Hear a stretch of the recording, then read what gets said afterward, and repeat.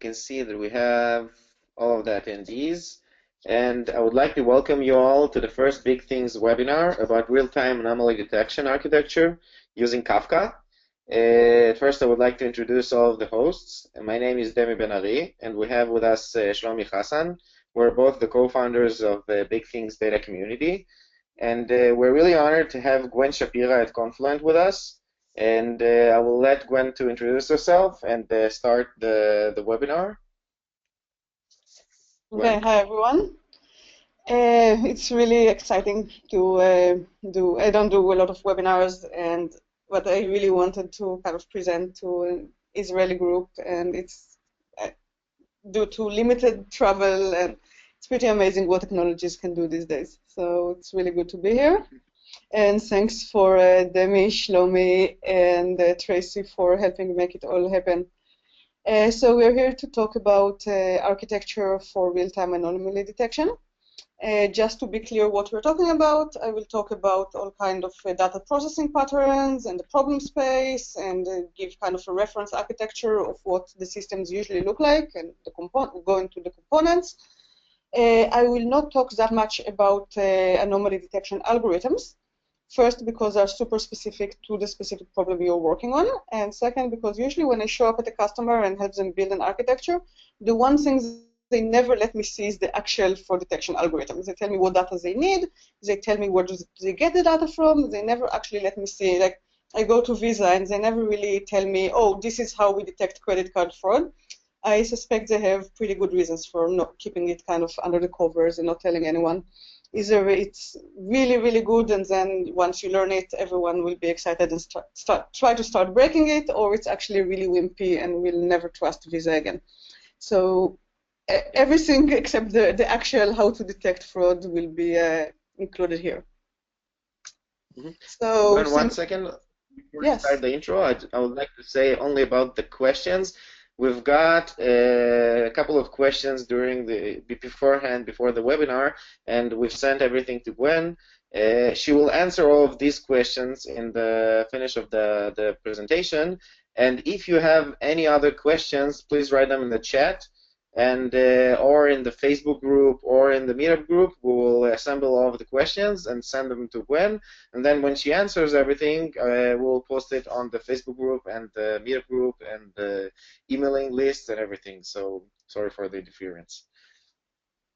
Yeah, and I don't promise to answer everything. Some things are like, you know, huge blog post, 20-page book chapter kind of things, and there is a limit to what I can do in kind of an FAQ type scenario.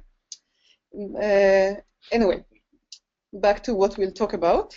So I'm going to, first of all, I'll introduce myself in a second, and then I'm going to talk about the anomaly detection and why is it interesting, where is it interesting, and then I will do a quick overview of the key technologies, which will be Kafka and Spark streaming, and how they can be used effectively to solve the anomaly detection problem. I'll show a high level of the architecture. I'll dive into the fast part of the architecture, the real-time part, detecting anomalies online while they're happening. And then I'll completely skip the part where we talk about micro-batching and ingest and batch, because there's tons of stuff about it out there. And I will want to leave some time to answer the questions I got from Shlomi. Okay, so jumping into things, I'm Gwen Shapira. If you're Israeli, you call me Chen Shapira. I've spent the last 15 years of my life moving data back and forth, doing it for more and more data and faster and faster. I used to be a consultant, mostly in the database space. I worked on Oracles, I worked on Exadatas, and then all my Exadata customers started doing Hadoop. I completely panicked and said, oh no, in 20 years I'll have no customers anymore. I moved to work on Hadoop. After a while, I stopped being a consultant, because being a consultant means you solve the same problem over and over and over again for different customers. As an engineer in a company like Cloudera or Confluent, you solve the problem once and for all the customers. It's a lot more interesting. So I was an engineer at Cloudera. I moved to Confluent, where I'm a system architect, which basically means that it's a startup, so I get to do all kinds of stuff from engineering, customer support, documentation, all sorts of stuff. I'm a committer on the Apache Kafka project, which is my current baby, and I'll talk a lot about Kafka in a second. And if you're on Twitter, you can follow me at Gwen Shap. I mostly tweet about professional things, but I do a lot of that. That's kind of, if I get stuck working on a problem, I start tweeting about how hard the problem is. That's kind of the way I work. I'm writing books. So when I worked on Hadoop, I wrote a Hadoop Applications book with a bunch of my coworkers. A lot of the stuff in this presentation is actually chapter 11 of the Hadoop Application Architectures book. So all the details I'm missing and actual code of how it's implemented is in the book. And then we're now writing the Kafka, the Definitive Guide with my current coworkers, Neha, who is my CTO, and Todd Polino from LinkedIn. And the early release will be at the end of March. So we're super excited about having a Kafka book out there. Confluent, the company I work for, was founded by the people who created Kafka at LinkedIn, Jay Krebs, Nihan Arkady, and Jun Rao. And basically they figured out, okay, Kafka is super popular, but Kafka, even at LinkedIn, didn't solve all the problems. There were a lot of problems around data integration around Kafka. And we basically want to build a platform that helps solve the really, really fast data integration and analysis problems using Kafka, but adding a lot of ecosystem and projects and monitoring and data quality things and a lot of stuff around it. So back to anomaly detection, also known as fraud detection, because there is a reason we want to detect all those anomalies, right? The type of problems we're looking at is things like credit card transaction fraud. You know, that's the usual. You stole someone's credit card and you go to town. And these days, you don't even have to steal anything physical. There's a lot of databases of credit cards out there. That's probably the most competitive arena of fraud detection because it happens at massive scale with a lot of money at stake, obviously. And the hackers really get smarter and smarter all the time. And they do it really fast. And you keep solving. You have one algorithm that kind of catches fraud, they figure it out, they improve their methods. Okay, it used to be that they'd steal a card and go and do a really large transaction. And then we learn to detect those really large anomalous transactions. So it became a lot of really, really small transactions, but really fast. So we learned to detect a lot of really small transactions really fast. And then it became, okay, so it's a lot of really small transactions over a long period of time. And you learn to detect that pattern because those purchases are for really random stuff. So you learn to detect those things. And then it became purchases being done all over the world because the credit cards are getting stolen and shipped to Russia and China and all those places. So it's just, they get smarter, we get smarter, and it's kind of endless. So obviously a lot of learning has to be built into the entire process. Coupon fraud is more interesting because usually it's people exploiting stuff that you did to yourself. It's you do a marketing announcement, you have all those coupons out there, and people figure out a way to use the coupons in a way that will actually cost you more money than you make out of it, and more money than you planned. And it's pretty important to be able to catch it and stop it and invalidate coupons before you've bleeded too much money. It's not even actually fraud. It's people being way too smart. I'm sure it happened in Israel once or twice. Video game anomaly detection is actually things that are absolutely not fraud. It's gaming companies discovered that if people are behaving, let's say, not nicely, what's known as bullying, as in, yell at each other really harmful phrases. People will say, oh, I don't want to deal with this stuff and stop playing. And the companies, Blizzard with World of Warcraft figured out that they're losing a lot of money by people just saying, I don't need this crap, I don't need people yelling at me, I'm here for fun, and just stop playing the game. So they actually have a system in place to basically pipe every line you type in the chat window or everything you say through a microphone to your teammates. And this gets piped to systems that where people can actually detect and things that you shouldn't say and ban players based on that really fast in order to avoid people giving up and losing money. So that's pretty cool. And then the one that I probably did personally the most work in is the health insurance fraud. So it's a huge epidemic in the States now, and it's been in the news all over the place. People get addicted not to illegal street drugs like crack cocaine, but to prescription drugs. Vicodin is probably a fairly famous example because of Dr. House.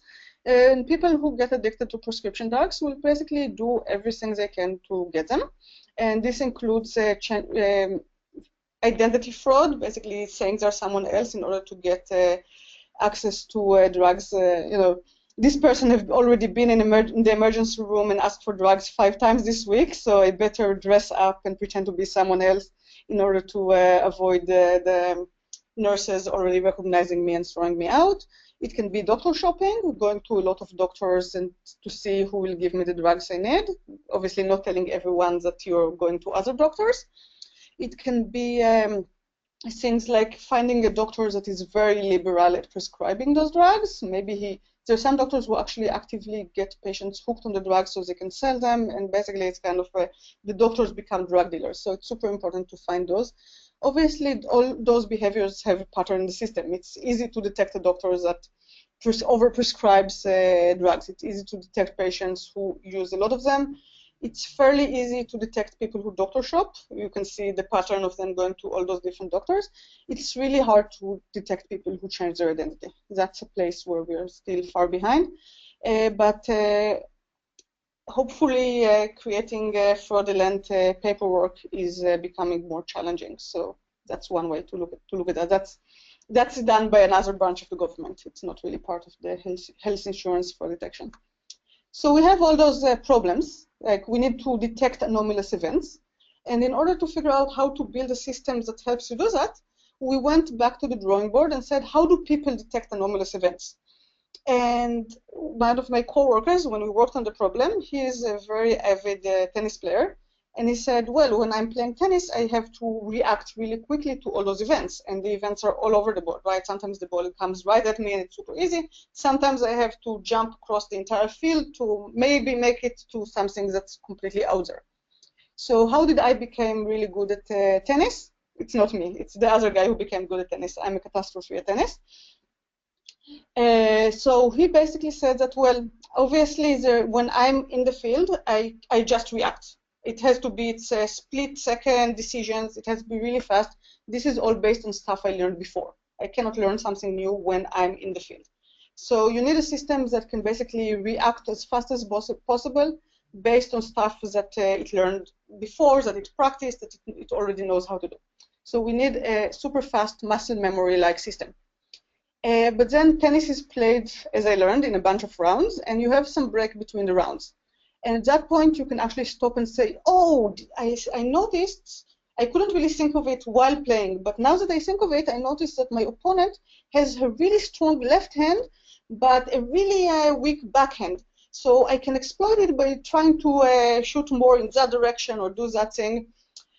So you have this ability to do some improvements in almost real time, very close to being real time, like while the game is being played. Obviously, this is limited, so you can have some insights, but if you haven't practiced your counter moves all that well, you're not going to be able to do them during the game. So it still depends a lot on how you practiced off the court.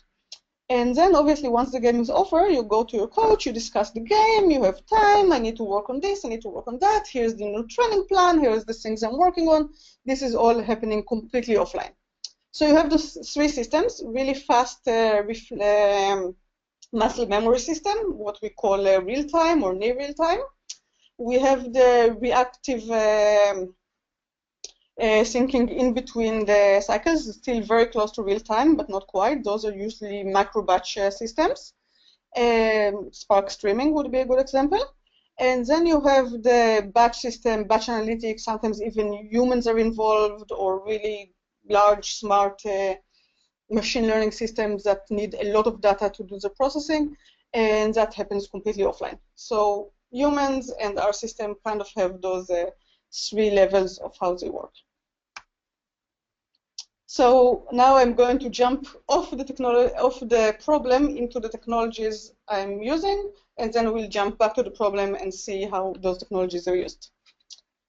So obviously my absolutely favorite check author and real-time message bus is Kafka. And just I heard that there is hundreds of attendees, so obviously I can't know how well all of you know Kafka. So let's start from the very basics. Kafka is a message bus, which means that you have messages. The messages are organized into different topics. You have producers. Producers push messages into those topics, and you have consumers who pull messages from those topics and do stuff with the messages.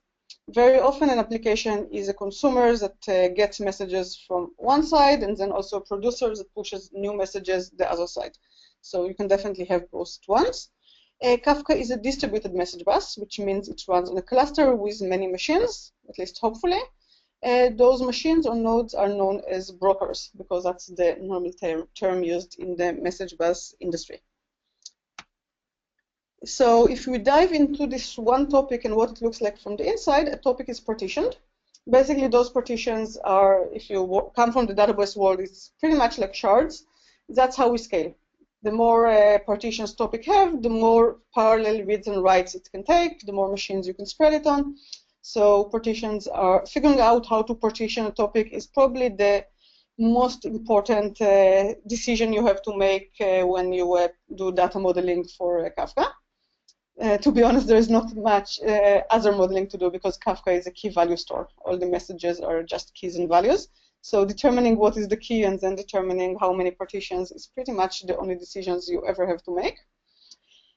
So you have all those producers writing to the partitions, and Kafka have strict ordering guarantees. That's what makes it a queue. So the order you write messages in is the order that gets maintained throughout the system all the way to the consumers. When you write messages, they get offsets. Those are the numbers. So you write message 0, and then you write message 1, 2, 3, 4, 5, and so on. And then obviously when you read it in that order. And the order is only guaranteed within a partition. That's pretty important. So if you need few messages to show up in the same order, you need to make sure that they show up to the same partition. And that's, if you focus on one partition, it's basically a log. You just write line by line by line, message by message. You get all those offsets. And then the readers basically can read any message and can start reading at any point and continue. And those readers, basically those are the consumers, they keep track of their own place in the queue. And that's basically the important thing to know about Kafka. And when people ask me, how does Kafka scale to so many consumers? That's the trick. Kafka, it's a lot of message buses. What slows them down is that they actually keep track of individual messages for individual consumers. They say things like, okay, this consumer got message 0, 1, and 2. It didn't get 3 yet, but it got 5 and 6. And keeping track on all that takes a lot of memory, which means that you can't have that much memory for the data itself, which means that you're spilling to disk. Disks are super slow, slows everything down. Kafka doesn't do any of that. For each consumer, there is only one number to keep track of, which is the latest offset. And consumers are responsible for incrementing the offsets they're on when they're done processing previous messages. So it puts a lot more work on whoever is developing the client and saves a lot of memory and performance on the server side. But it also means that each consumer obviously can maintain its own place in the log and proceed at its own pace. And that allows us to support everything from real time, where consumers are really at the head of the log, getting each message as it appears, and consumers that wake up every hour, say, okay, last time I got message 11, an hour has passed, we're now at message 11 million. Let's go and read all those 11 million messages. Okay, so we figured out that there's brokers, there's topics, topics have partitions. Each broker has a lot of partitions, so I cannot really point at the screen all that well. The gray squares are the brokers, and you can see that the first gray square has partition 0, 1, and 2. And then all of the brokers you see have partition 0, 1, and 2. but one copy of each partition is highlighted in orange. So the idea is that each partition can have many replicas. In this case, each partition has 3 replicas. Only one replica is the leader. The other 2 are followers.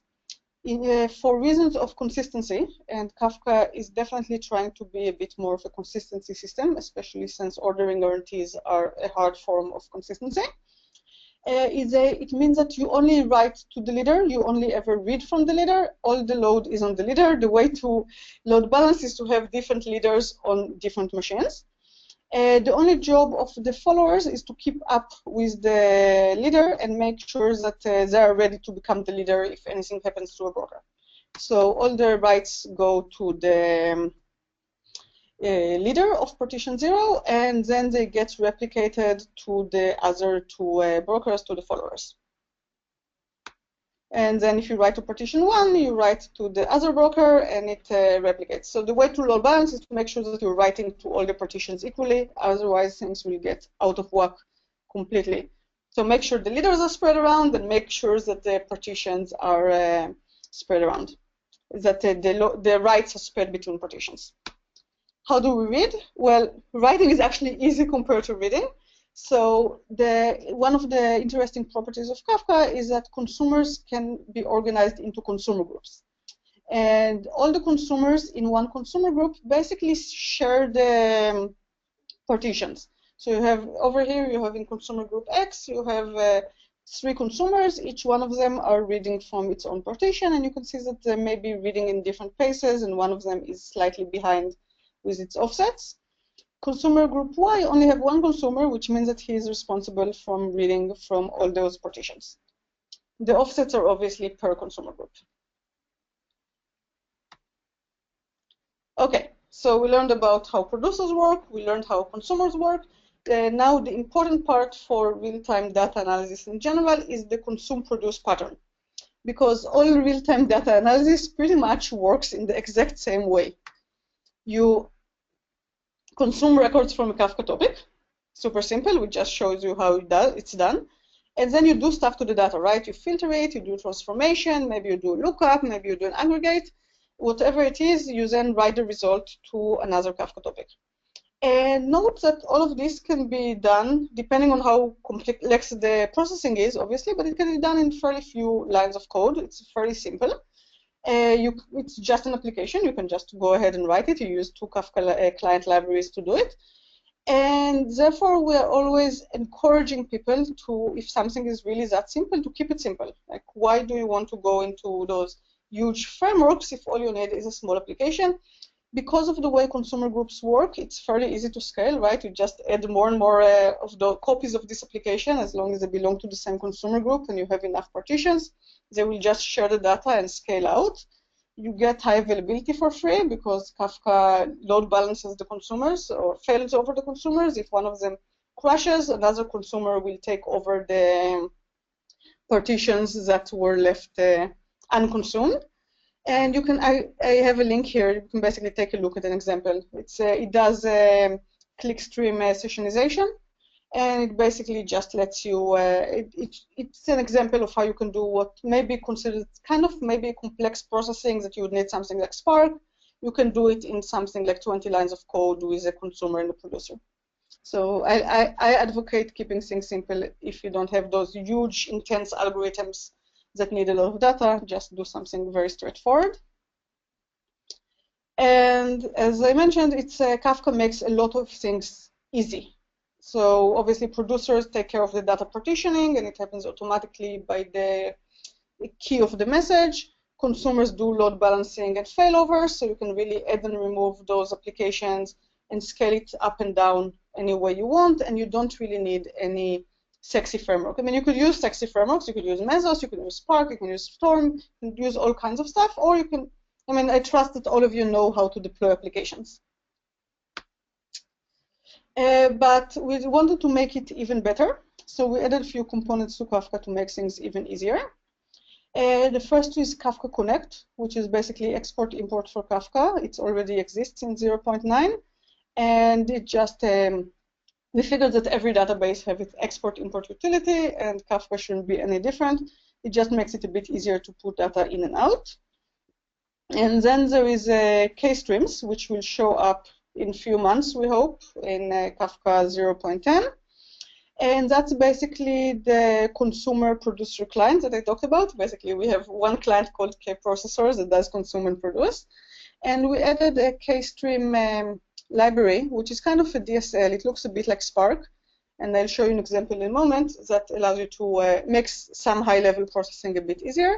We want to add SQL on top as well at some point, but that's way ahead. We need to find someone who likes both SQL and Spark and really knows how to write query engines before we do that.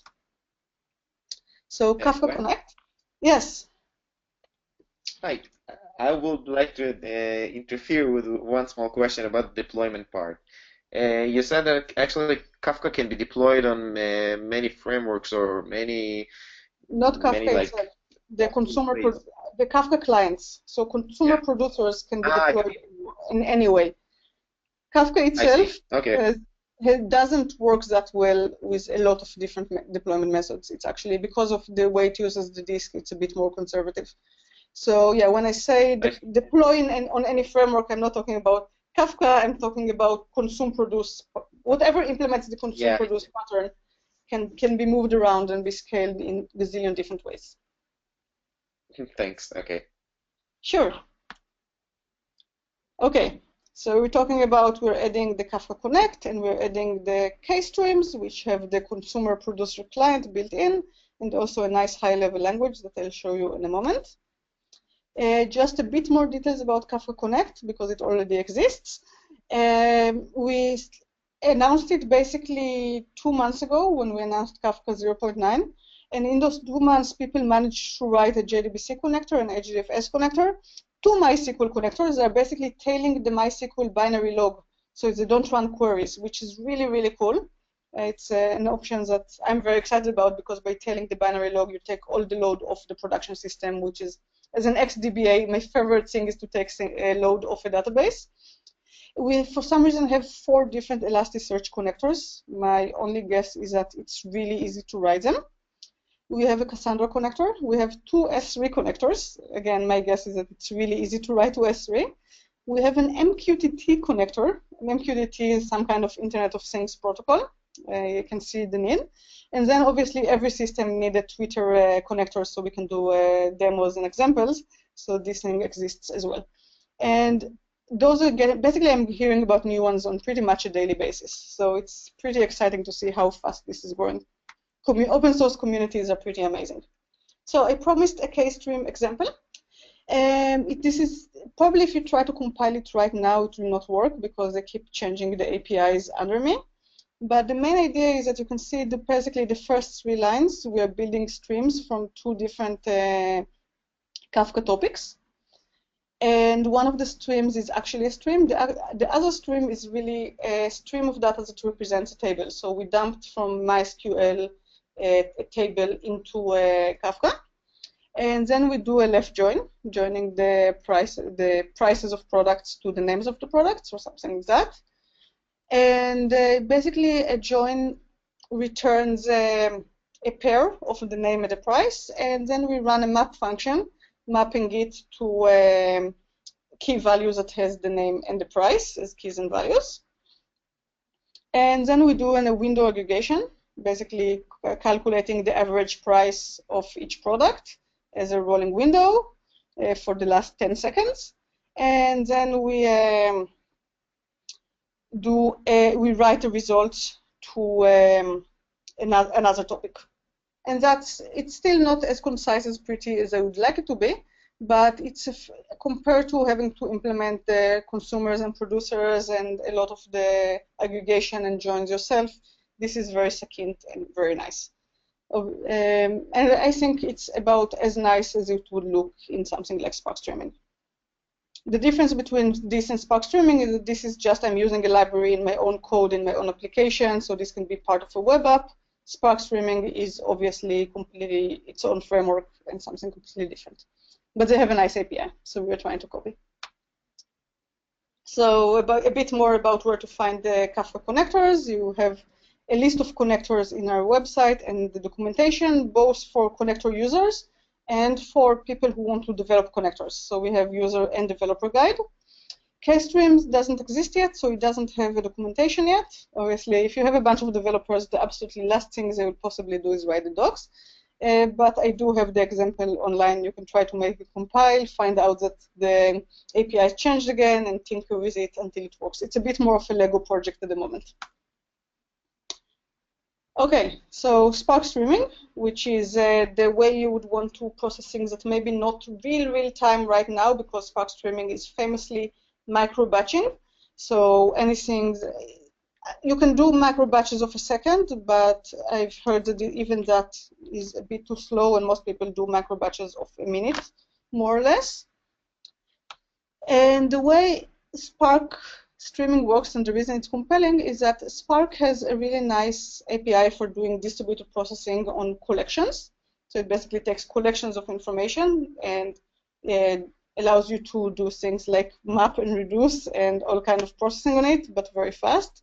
That's the famous word count done in Spark. And the really cool thing about Spark streaming is that you take this Spark example, you add 3 lines of code, and now you run it the same word count on a second-by-second basis on a stream of data. So that's pretty compelling. And the way Spark streaming does its thing is that, well, Spark itself has the concept of an RDD, which is basically just a Scala collection, or which is basically a Java collection, only distributed. And Spark streaming basically creates new collection every second. So you say, hey, okay, I have this collection, I'm going to filter and count. Now I have a new collection, filter and count, and so on. If you want to aggregate, you have to maintain a state. So you filter, count, and store something, and then you filter, count, and store something else. So that's obviously a bit more complex, but also completely doable.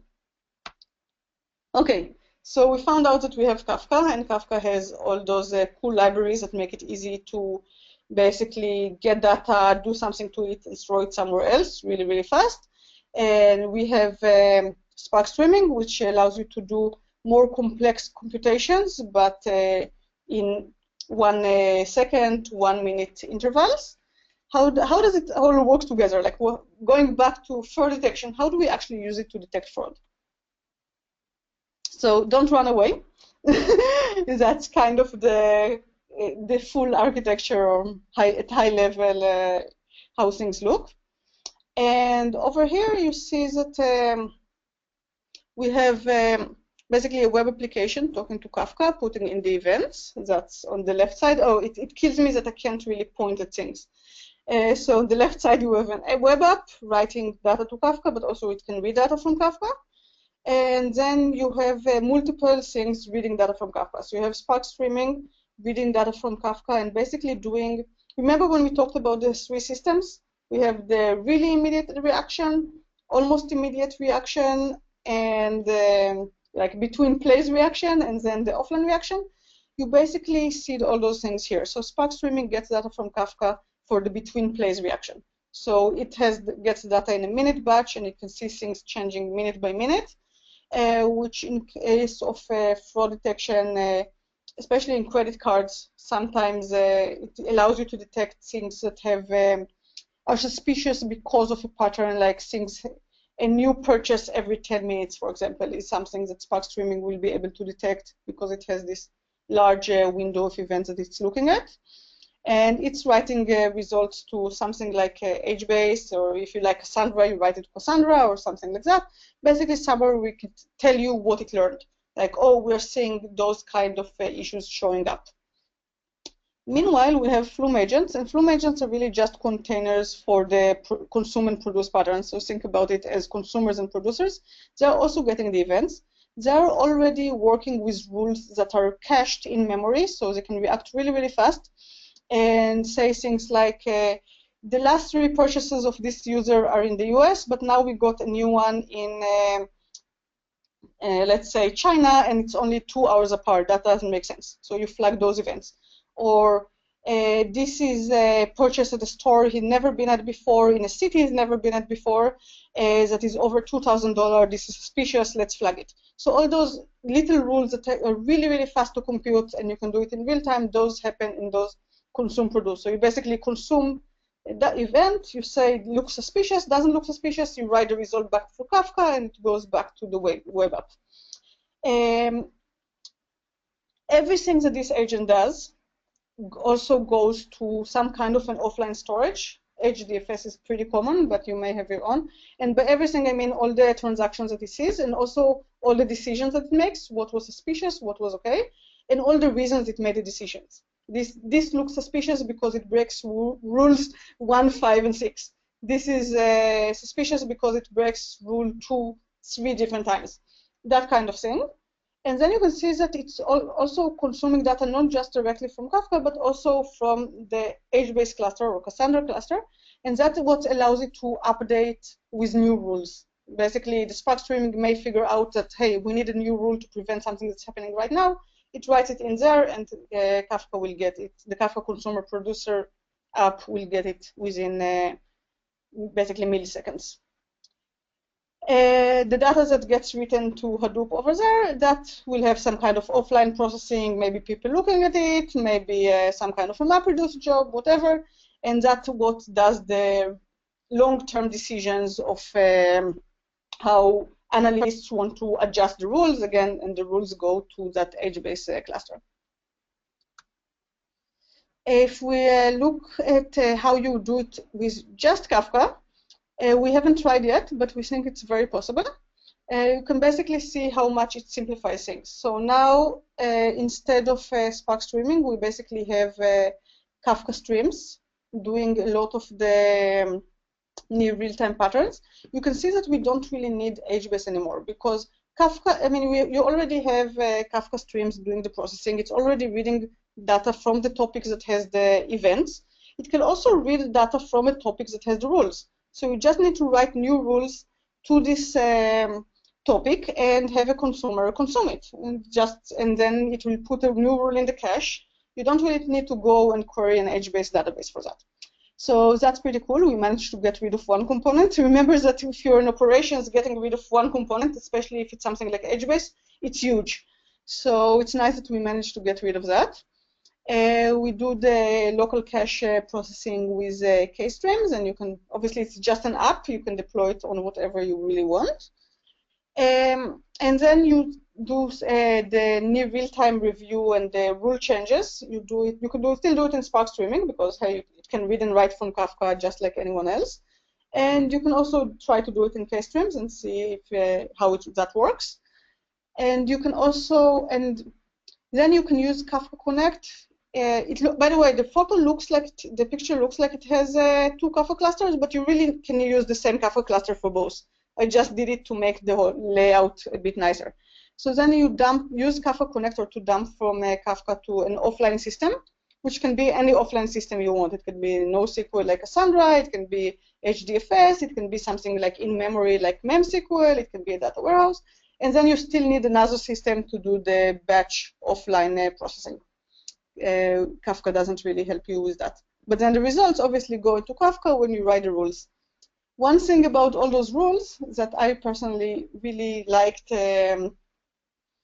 when one of my customers did it, they actually wrote the rules as Scala code. So they wrote like, in order to keep the rules maximally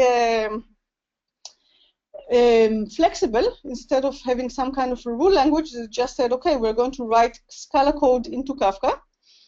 And when when consumer consumes a new rule, it basically has this place in memory with all those rules, still as Scala code. And Scala has eval, so you can actually have like a map function where you pass in the code as a parameter and then execute the code, which is basically allows you to change the code of a program while it's running in real time, which is for me is like, wow, mind-blowing, like unbelievable.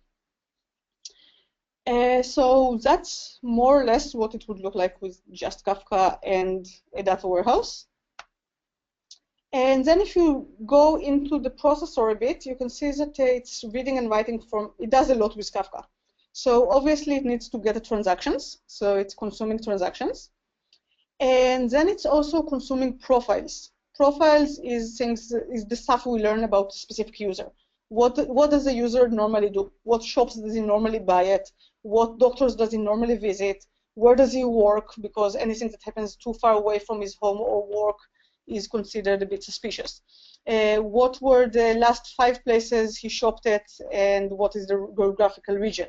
All those things go to a topic for profile updates, and obviously our processor, as it gets transactions, it learns new stuff. Oh, he's now shopping in this place. Oh, it looks like he just moved to China. All this stuff gets, so you see that it's kind of a round-trip feedback loop into the profile updates. And then you have model updates. The model updates are rules about how the world looks like. We think that there is a drug epidemic in Kentucky, so things in Kentucky are a bit more suspicious. Obviously, everything that happens in China is a bit more suspicious for a lot of reasons. So you have all those things going on. All those rules, those are things that get processed usually not immediately. They're not immediate updates like profile updates. Those are the things that the near real-time processing changed, and the data warehouse processing changes, and so on. So you can see that the data warehouse will be writing to some of the model updates and profile updates. And then you have the decisions that the system made, right? You want to log that, hey, we saw these transactions, we made these decisions for those reasons. This can also be a Kafka topic, obviously. So you have this getting written out and someone consuming the decisions for 2 reasons, right? First of all, you need to know what to tell the person who is at the pharmacy or at the store waiting for the decision. And second, you need it at the data warehouse to do processing later on. The last component here is the local store. So obviously, in order to keep all those profile updates, you need some kind of local caching. KStream itself uses RocksDB, which is kind of a persistent cache. And basically, we write the current state of everything that should happen for RocksDB. We write it to a redo log, also in Kafka. So if the process crashed and then we need to start a new one, you can basically go to a Kafka topic and catch up with what is the information that should be in the cache. That's how we maintain a hot cache, which is pretty important for performance reasons, basically. So near real-time processing is basically what I talked about. I just want to dive down into some more details. So first of all, it was all hand-waving, but now you can see what I talk about near real-time processing it has a lot of names. But I'm talking about the immediate response, the things that should happen in basically in milliseconds. I don't like using real-time because it has all kinds of connotations about space shuttles. So we call it near real-time, and you can see like the dark red square is basically the near real-time system. And you can see, if you dive down, you can see that we have the Kafka consumer, the Kafka producer, and then the local cache, and possibly an edge-based client for an external store, because there is a limit to how much you can store in local RocksDB for getting extra information. And that's kind of you can see here that it's a generic pattern. You have the events topic, whatever types of events show up over there, and then you have the answers going elsewhere. It's a bit like you know how you have request response model? So think about it as the async relative of request response. You still get requests, you still get responses, but now it goes through an offline system, so it's asynchronous. And this can be in the tens of milliseconds, like 20 to 50 milliseconds is completely reasonable for a very simple produce-consume system. And when you look inside it, you basically see that you have producers, and they have you partition the data, right, based on the key. And you can know things about everything that goes into one partition will basically be read by one consumer, which means that one instance of the application, and it will get processed in order. So it makes sense that all the events that happen that a specific user does, say a specific patient or a specific doctor or a specific, say, credit card, all those events will go to one partition. And then we know that they will all be processed by the same consumer, which means that the consumer can have a local cache with all the events that happen to this set of users. And if you need to scale, you basically have more and more partitions. You add more and more of those consumers, and they can each be very efficient in how they manage the local memory. because they know that they only need to worry about a very specific set of subset of the users, and this subset will never change. Okay, I am done. And as we mentioned, due to some technical limitations, I'm not actually taking questions online. But I do have a list of questions that I was asked to address, and all of them are actually pretty good and way more advanced than what I did in the presentation, actually. So the first one was, how can Kafka be leveraged in order to replace Sqoop in syncing around it's this kind of cut off. Okay, syncing 500 MySQL databases, and how does it cope with performance and scale? So it's funny because up until 2 months ago, there was absolutely no point in asking how will Kafka replace Sqoop, because Sqoop knows how to read data from databases and write it to Hadoop, and Kafka was just this queue. You needed something else to read from a database and write to Hadoop. But now we have KafkaConnect, and it can actually do the reading and writing in Kafka. So it's a better question. So I would say that if you need to just read from MySQL databases and just write to Hadoop, and you're okay with Sqoop being batching and MapReduce and kind of slow, like you basically need a lot of Sqoops connecting to the database to do anything efficiently, then Sqoop is actually not a bad tool because it's been around for something like 8 years or 5 years, and it's been used in tons of places, and why not? But the main catch is that it just gets data from a database to Hadoop. And in our experience, things never end there, because today it's Hadoop, tomorrow someone will want Cassandra, in 2 weeks someone will have a real-time Spark streaming process that needs all that. You never know what's going to show up in your organization. So, and obviously, if all you do is MySQL to Hadoop, throwing the data into Kafka is a waste of time, right? Why you write to another storage system? Why waste the space? But if you believe that you're going to have all those different consumers, and we believe that they always show up, then writing to Kafka makes sense, because it means that you can have both batch processes running on Hadoop and a lot of real times reading directly from Kafka and the data as it's written. Which brings us to the other problem with Sqoop, which is that it uses MapReduce, which is kind of old and cranky and super slow, and it's batchy. It doesn't give you anything real-timey. So KafkaConnect obviously has the real-time capabilities and allows you to stream data, which we think is a big deal, getting data in real-time in streams. That's why we do all the work. The other thing is that Sqoop goes and queries the database for the data.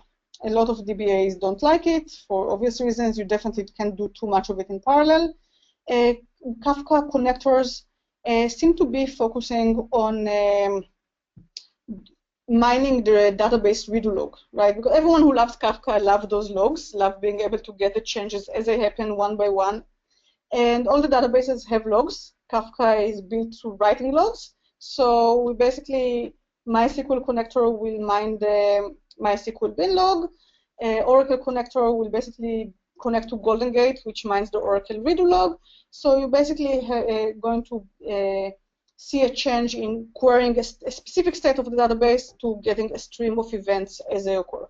So that's kind of the trade-offs you need to keep in mind.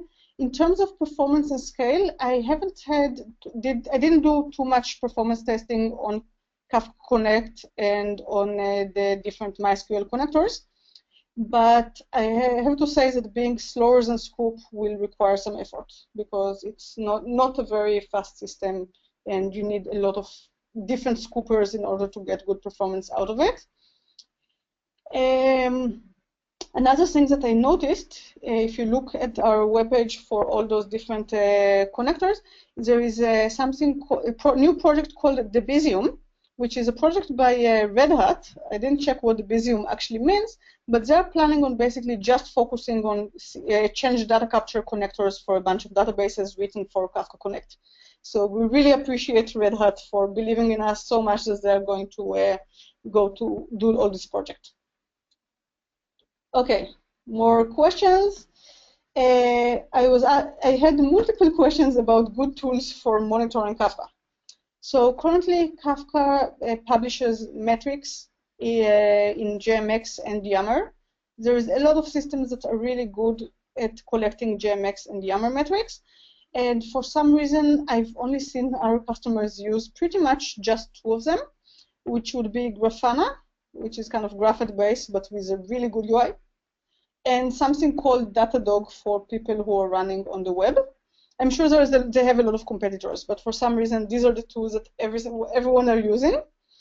But they don't really have anything built in for Kafka, which means that you have to go to the Kafka documentation and read a list of what we think are the most important metrics and what to do with them. So Kafka documentation section 6.6 has a list of important metrics and what the values should be. Like YEL, if this one is over 1, this one shouldn't be over 0, this one shouldn't be under 0.3, all those things. The list is long.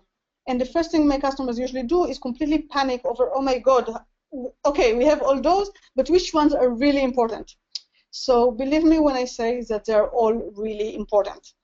Every time I visit a customer, and maybe they had a visit because they had an incident, there is always this, I keep asking them for metrics, and we always run into these metrics that they thought is not important and that we actually really, really need.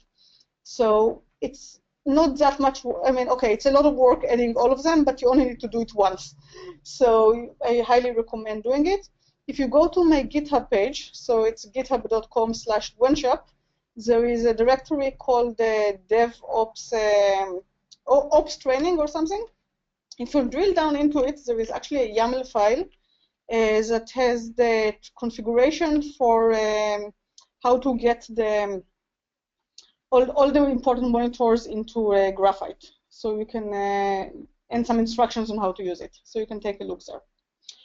Of course, I'm going to do a shameless self-promotion plug. Confluent is going to come up in a few months with our very own Kafka management and monitoring tool. And obviously, we're not planning on competing with Graphite or Datadog, so we will have some special monitoring capabilities that are really, really hard to get anywhere else, which will tell you basically where are you losing data. It will account all the producers, all the consumers, and see if anyone is missing any data. And it will also tell you if data is getting delayed in the system and where is it getting delayed.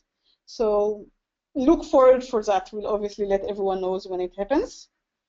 I was asked for other DevOps resources for deploying and managing.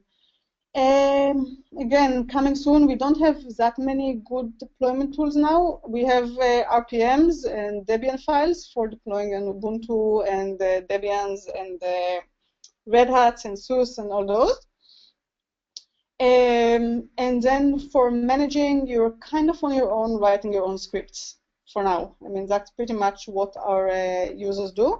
There are some open source tools that do a good job to varying amounts. So there is a Kafka Manager by Yahoo, which is a lot of people use, and it's kind of GUI. I mean, GUI is dependent-based. I usually prefer to write Python scripts, but I know that some people like the GUI, so Kafka Manager. And there's also a tool called Trifecta, not to be confused with Trifacta, which is something completely different. And that's also very popular for managing Kafka clusters. Still have time? Yes. More questions. How do we scale and manage Kafka consumers? I hope my presentations answered that, but just to be clear, in order to scale Kafka consumers, you need to have a lot of partitions because a consumer cannot read any less than a single partition. So if you have 3 partitions, you're limited to 3 consumers. If you have 100 partitions, you can go all the way up to 100 consumers. And then you need to add more and more consumers to the same consumer group. And the more you add, the more they will balance the partitions between them, and the better scale you will have. And that's actually, you ask me how many partitions do I need? That's pretty much what I tell you, how I tell you to calculate. Figure out who is going to be your slowest consumer, figure out how slow it's going to be, figure out what's the throughput you need to manage, divide the the total throughput you need by the consumer throughput you actually get, and this will give you a number of how many consumers you're going to need, and that means that this is how many partitions you're going to need, and then add a bit more just in case. Managing consumers is a different question because consumers are just libraries, right? So they're running your application, I'm going to assume that all of you know how to manage your applications, or you may have a DevOps guy sitting next to you who knows how to manage applications. I mean, the possibilities are endless, right? Puppet, Chef, Ansible, Salt, Docker, yeah, Kubernetes, Mesos, Yarn. There is an explosion of that now, and that's a problem that I am personally trying not to solve. And I think Confluent is kind of staying away from telling people how to run applications. Still have time? Yes, I still have time. That's cool. How is Kafka? Yeah. Okay. Yes, plenty of time. Cool. Thank you. How is Kafka different from AWS Kinesis? In terms of what they actually do very similar things, but Kafka is obviously open source, while Kinesis is not. Kafka can be deployed anywhere you like, however you like, and Kinesis cannot do that. It's kind of stuck in AWS. On the plus side, Kinesis means that you don't have to manage anything. Most of our customers tell us that Kafka is fairly easy to manage and doesn't require that much work. I think that Airbnb stood on stage a few days ago and told us that it's a very nice, quiet application. They don't need to pay that much attention. So depends on how big the whole hosted is to you. You may or may not choose Kinesis. Kinesis has limitations in terms of throughput. I think they're limited to 1 megabyte a second or 1,000 events per second on the write side, and then twice that on reading, which also means that you're limited to kind of a 1-to-2 ratio of producers to consumers, which seems to never really make sense for our customers. And you can only store data for a week. So in that sense, it's different from Kafka, where we encourage people to store data for longer periods of time, because you never know when you may want to do an audit and you want to connect a consumer and start reading a year worth of data to make sure that the results you have in a data warehouse are actually correct, or you found out that there was a bug 5 months ago and the data in some cases is kind of crappy and you need to go back. So the philosophy there is slightly different. Obviously, I'm super biased, right? I'm a fan of Kafka, and most of the customers I talk to are talking to me because they don't like Kinesis and want to move to Kafka. So I'm sure that if you talk to someone from AWS, you'll hear a completely different story. And I'm kind of curious about what the story is going to be. Okay, I think another question, kind of related. Remember the question about Sqoop versus Kafka? And right here that he used to work with Camus. Camus is a tool to get data from Kafka to HDFS. So he used to use Camus, and he discovered recently that Camus was completely abandoned. And that's correct. I mean, all the people who used to work on Camus basically moved to other projects since, so it's kind of dead at the moment, which is always sad, but Camus was MapReduce, and MapReduce is dying. So it makes sense that a project that depends on it will also die. And it says now that Goblins is the new kid on town. So Goblins is by no means the only new kid of town. There is a lot of new kids because it's a hot space. Goblins is the LinkedIn kid in town. And that's why I can't really say a lot about it, because it's used pretty much only within LinkedIn, and I don't know exactly what they use it for and how does it work for them and so on. From our end of things, we are seeing people use Sqoop to write data to S3. We're seeing people use, obviously we're trying to get them to use Kafka Connect, but it's kind of new. So we don't have that many Kafka Connect users now. We see people use Flume a lot to write from Kafka to HDFS. And we see people use things like Storm and Spark Streaming to write data from Kafka to HDFS, which in my opinion is a complete overkill. I mean, Storm and Spark Streaming are fairly complex things that you have to learn. And to do it just to get data from here to there is a complete overkill. Kafka Connect and Flume both do the job a lot easier, and maybe Goblins as well. I'm just not that familiar with it. Do we have time for one last question, or? Yeah, I think we have time for another question, and I'll try to push in another question that came in the chat room that Okay, I think that I can answer. Sounds good. Okay, so there is one of the people who sent me questions said that he thinks Kafka is kind of immature because there is a large ecosystem to it, and you basically have all those open source tools that you need to choose between. And that's absolutely correct. You can choose your own monitoring tools, you can choose your own deployment and management tools, you can choose basically everything you want to do, you can choose between 5 different options, and I'll tell you that most of them are pretty good. And that's cool, because if you already have your own favorite way of managing things, you already have your monitoring system, you already have your deployment system, it's cool that you don't have me coming in and tell you what to do. But it's also kind of confusing if you're just starting out, you want someone to tell you, this is the best thing you can possibly use, and you should do that, and it's super tuned for Kafka, and you don't have to make that many choices, and it's just going to work great. This really doesn't exist yet, which is exactly what we're tackling in Confluent. We already put in some of the tools that we like, so the REST proxy for people who don't use Java, and the data quality system for also known as the schema repository, kind of enforcing some constraints on the data. And we're going to announce a lot more in the next few months regarding deployment and regarding monitoring. So basically, I'm saying kind of watch this space. And now I'm really done. Yeah, we had another question from the audience that I think that I can answer myself as well. Again, about monitoring. Somebody asked about the recommendation for an entire data pipeline monitoring, Kafka, Spark, and many other distributed systems as well. And I think that what you said about Grafana, and usually you use it as a Graphite UI tool.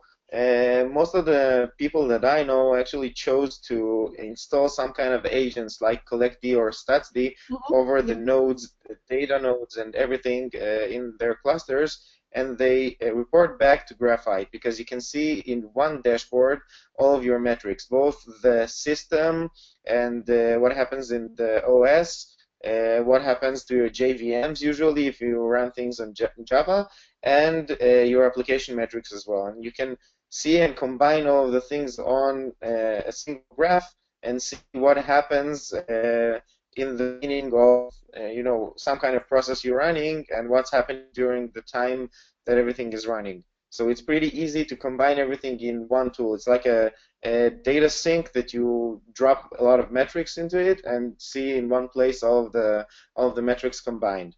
So this is probably the recommendation for a tool that is generic enough and can get data from a lot of sources, and you can combine everything into one dashboard. I really don't know if there are many good alternatives to Grafana. I haven't used Datadog, but if you say that people use it, probably it's one of the choices that you can take. Like Grafana in the cloud. There's, I think that's yeah, as a service, probably. I have for that. Yeah. So usually when I see people monitoring, I see them monitoring or via Graphite or Grafana, and sometimes they switch back the backend depending on the amount of metrics that you throw at it. Because sometimes if you have a lot of data coming in, a single node of Graphite won't do, and you have to hold a cluster, and then you have many alternatives to holding up an InfluxDB backend to it. It really matters only on the amount of data that you have and the throughput that you need to get with those tools. And Yep. that's it, I think. I'll send you the other question that was there. And Gwen, I would like to thank you very much. It was really insightful, and it was awesome having you with us. I really hope that we'll have you in a session here in Israel sometime during the summer, and we will upload all of the materials to the YouTube channel of the Big Things community, and I will attach the slides as well to the video. And thank you, Tracy, for the logistics and everything, and thank you, Shlomi, too, and thank you all for listening. Thanks for having us. Bye bye.